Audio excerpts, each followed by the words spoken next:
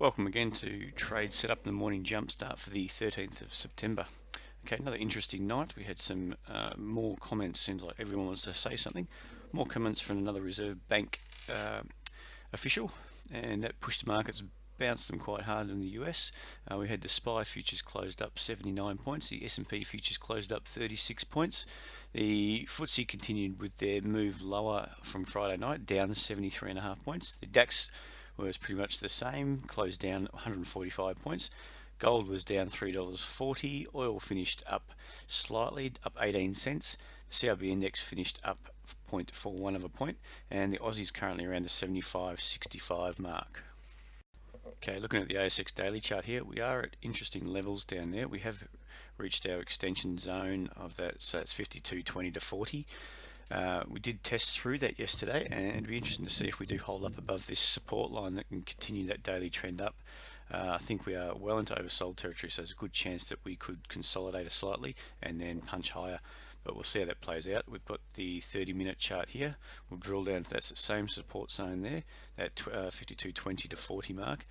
Now you can see obviously we sold off hard and closed on its lows yesterday, and then just turned around and bounced all of last night during the European session, and we are in overbought levels on that 30-minute chart there. So it'd be interesting to see if we do roll over, if we can build a minor higher low and then push up and just sort of contract from that downtrend that we're seeing.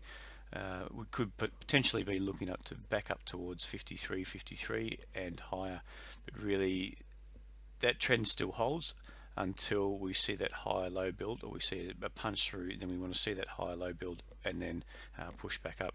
We could just as easily roll back over and continue that longer term trend down, but I think things are looking like we may contract a bit before picking a direction.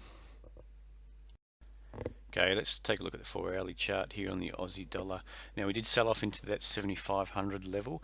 That was rejected, so that's holding up at the moment. We could potentially see that hold up as a higher low, a major higher low, double bottom, and what we'd want to see from here is just some higher lows build around this region. So push up, build another higher low, and that could take us, hopefully spike us up towards the top end at 77.25, even through that level there. If we drill out, we have got some major support here at the 74.36 mark, and it's held up quite nicely.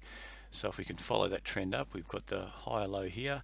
We've built the highs at 77.50. We've contracted right down, potentially building now the 7,500, another higher low. We'll just have to see how that plays out, because we've also got quite a bit of pressure on the downside at 77.25 when we had that spike up, and then we just rejected that level straight away. We're coming out of oversold territory, so yeah, we'll just see how that plays over the next few days. Interesting action in the S&P overnight.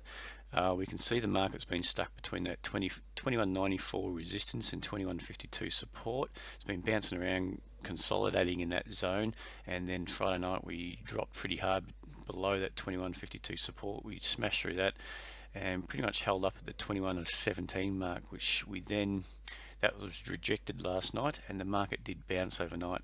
Now the Fed comments are obviously pushing the markets around, so anything positive on interest rates, we're getting a drop. Anything negative on the interest rates, we're getting a rally.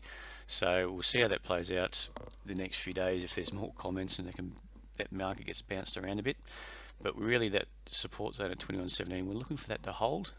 We could obviously roll over from here, potentially roll over, take out that zone, spike through, trap a few short traders, and then bounce straight back again. Similar to this type of action here, we can see that support around the 21.24 mark. That was broken here, washed out a few short traders out of the market, and then continued to bounce. So we'll see how that plays out. We are teetering on oversold levels down here, so we could get a bit of a volatile market, but again, it just depends on what sort of announcement comes out from the Fed officials. Anyway, we'll speak again tomorrow.